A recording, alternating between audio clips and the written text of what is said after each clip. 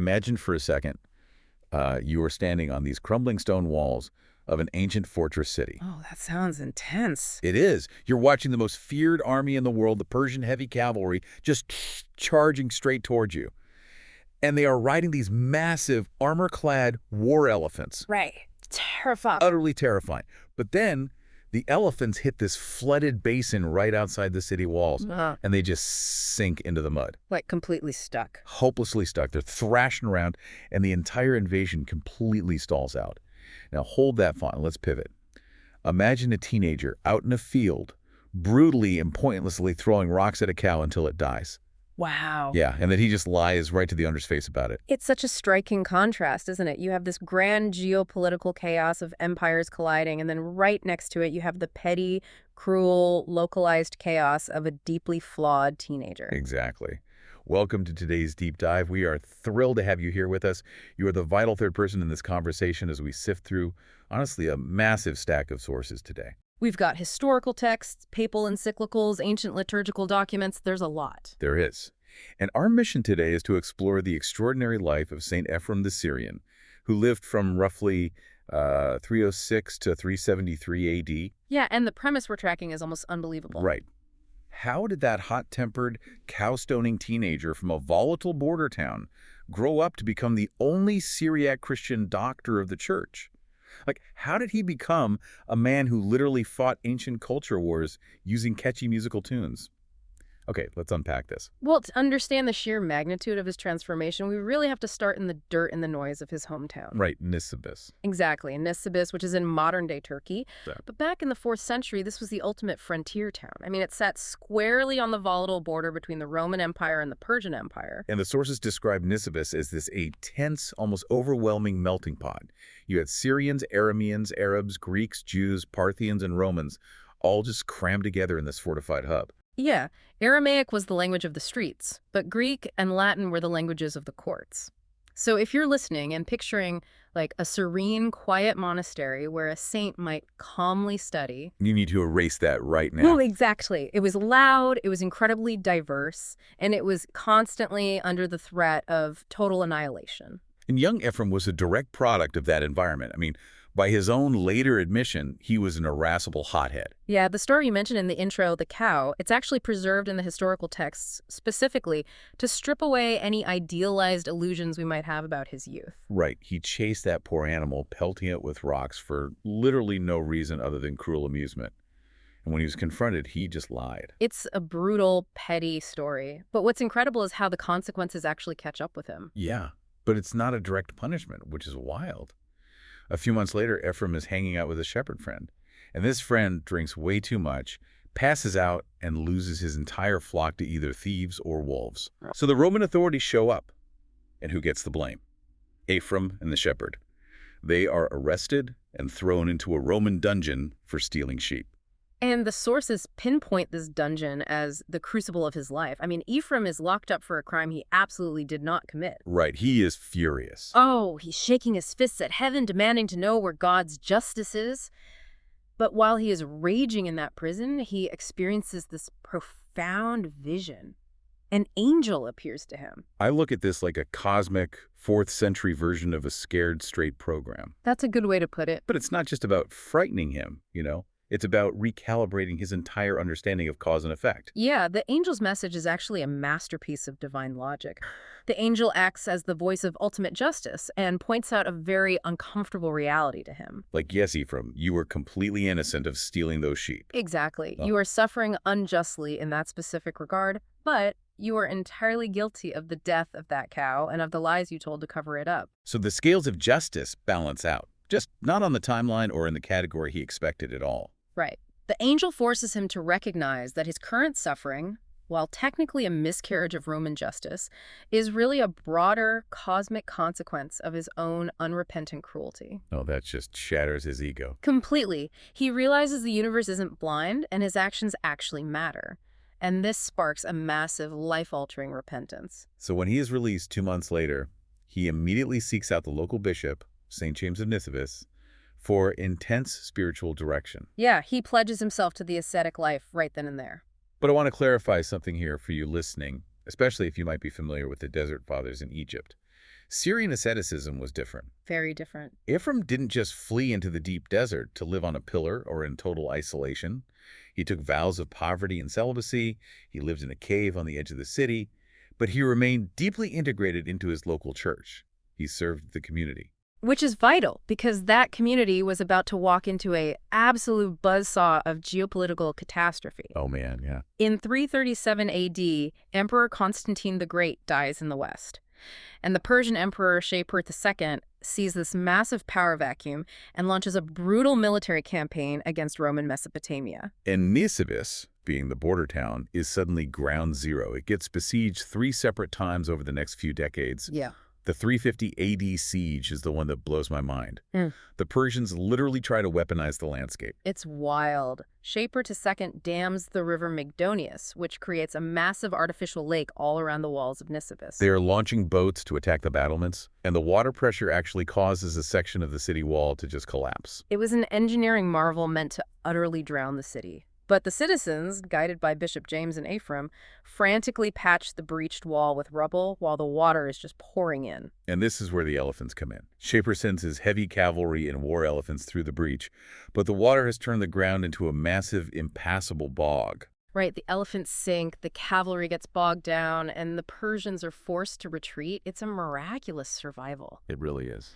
And what's fascinating here is how Ephrem processes this trauma. He doesn't just write a historical chronicle. He processes it theologically in a famous collection of works called the Carmina Nisibina. Right, he takes the physical reality of the flood and the surviving city and compares Nisibis to Noah's Ark, floating safely amidst the waters of destruction. Exactly. He's synthesizing the terrifying physical world with profound spiritual symbolism. But the Ark eventually sinks, at least politically. In 363 AD, the Roman Emperor Jovian loses a disastrous battle and signs a peace treaty that essentially hands Nisibis over to the Persians. Yeah, the Christian population is given a very brief window to pack whatever they can carry and evacuate. And Ephrem is in his late 50s at this point. That is an incredibly advanced age for the 4th century. He loses his home, his school, his community's physical anchor, and is forced on a brutal refugee march westward. They migrate to the city of Edessa, which is about 125 miles away. I have to pause here because this makes no sense to me. If you're listening to this, put yourself in his shoes. You're an old man, you've spent decades building a spiritual and intellectual community, and it is all wiped out by the stroke of a politician's pen. Right. How does a man in his late 50s not just collapse into despair? Like, how does he enter what the sources call the most productive, creative period of his entire life? Honestly, the sheer necessity of the crisis in Edessa didn't give him time to despair. Edessa was a vibrant, wealthy city that claimed a rich Christian heritage. But underneath the surface, it was a chaotic, spiritual battlefield. Total chaos. When Ephrem arrived, the city was overrun with rival, highly organized sects. You had Arians, Manichees, Gnostics, and the followers of a philosopher named Bardesanes. Let's give our listeners some Blinkist-level insight here so we really understand the stakes. These weren't just quiet reading clubs. Not at all. Bardesanes, for example, had preached a worldview that mixed Christianity with astrology and fatalism-like. This idea that human destiny was locked into the stars and matter itself was highly suspect or straight-up evil. Yeah, and the Arians, on the other hand, were actively denying the full divinity of Jesus, arguing he was just a created being. And these groups were winning the cultural war. They were winning because of their delivery system. The followers of Bardesanes didn't distribute dense philosophical tracts to an illiterate public. No, they composed incredibly sophisticated, beautiful folk tunes. They set their fatalistic astrological theology to music that the everyday population could easily memorize and sing in the markets. Wait, so Ephrem shows up as a refugee, looks around at this thriving heretical music scene, and realizes that writing heavy theological textbooks is going to be completely useless. So what does he do? He literally steals their tunes. He recognizes the mechanics of memory, you know. Music was the ultimate tool for catechesis in an oral culture. So Ephrem took the exact beloved melodies that the Bardesanites and Arians had made popular, and he wrote entirely new, orthodox, Nicene lyrics to fit those rhythms. I love this so much. It's not just taking a popular song and changing the words. To put it in modern terms, this is like modern viral meme culture. Exactly. It's like taking the melody of the biggest top 40 pop song on the radio, but changing the lyrics to teach a master class in physics or history and making it so catchy that the whole city can't stop singing it. The heretics had figured out the algorithm of human memory to make their ideas go viral, and Ephrem hijacked that exact algorithm. And he didn't just write the hymns. He organized all female choirs to sing them publicly in the city forum of Edessa. He weaponized beauty to take back the culture. And that gets to the core of why it worked. The viral success wasn't just due to the stolen melodies. It was the specific nature of the lyrics he wrote. Right, Ephrem bypassed the highly analytical, precise logic that Greek and Latin thinkers were using at the time. Here's where it gets really interesting.